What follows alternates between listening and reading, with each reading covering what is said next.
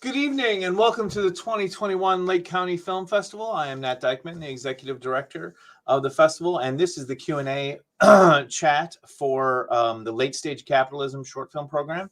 And so far, I only have one set of filmmakers here, Mason Thorne and Benton Africano. How's it going, everyone? Hello. How's it going? It's going pretty good. It's going pretty good. So we jumped off. We were talking right before. I just found out that Benton. Yep. Went to the College of Lake County where the festival is held, and you said 2008. Yeah, I was just there for about 2 years doing general ed classes, and then I realized I wanted to do filmmaking, and I transferred to Columbia College downtown Chicago, and I was there for probably another 3 years or so, and then worked outside of school and lived in the city for about 10 years before moving to LA. Yeah, that's where we met, actually. In Chicago? In Chicago, yeah. Columbia? Yep. And we both moved out here at different times and kind of reconnected. Well, Benton and I apparently just missed you because I 2009 or so, I was going through the film program, although I did have some general ed classes. And it was really seemed like it was just starting. Like I think I was in the first video production 2 class that they had, at the College of Lake County. So yeah, that's really cool. So tell me about Away From It All. Where did you get the idea to make this film? First of all, I want to say I apologize for the reverberation. Our studio is completely empty right now, so it's really echoey. It's great. I mean, people spend a lot to try and get a reverb as good as that. Yeah, it's nice acoustic. Can you sing us something? I'm sorry? Can you sing us something? Nice. Pretty good. Nice. Go ahead. Yeah, the inception of the short was kind of a weird thing because we were working on another project and it required very little time at a very complicated location, which was the beach. Because I don't know, anyone who's shot on a beach in LA knows that it's really complicated to permit. They want people to go out there and go out with you. You have to get like a state permit and a local permit, and it's so bureaucratic and awful. So we went through this whole process and I thought like, well, if we're not going to be able to get a beach again in the future, we should just pop the camera off the tripod and go shoot something up the beach with the actors. So that was actually the idea, was to kind of combine projects since the project we were working on required so little time. And then it just kept growing until it was very much its own thing. Like it was not a little pop off the camera thing. It was a whole day of shooting on its own. And so it started from the beach. It started from the beach location. So, first off, that's very Roger Corman of you to do something else while you're doing a first thing.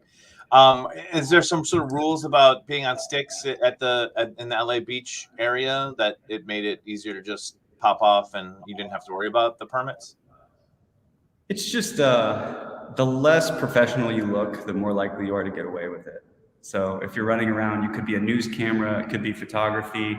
So guerrilla shooting is always easier when you have less professional looking equipment.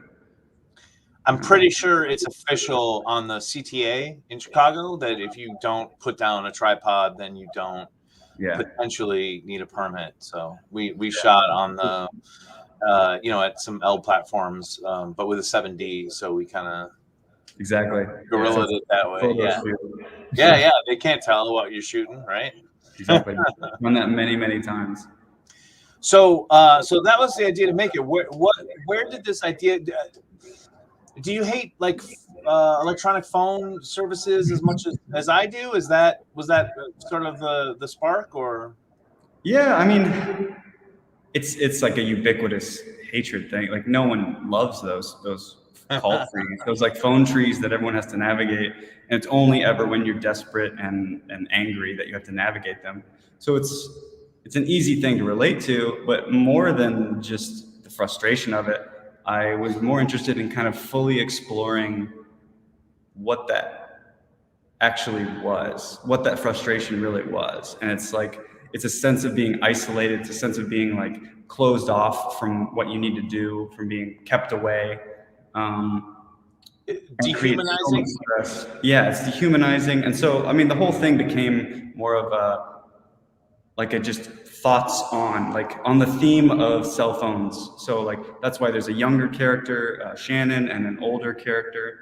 And they're two different responses to it. They both want to relax. The phone gives them good things. It allows them to connect to these things, but it also takes away certain things.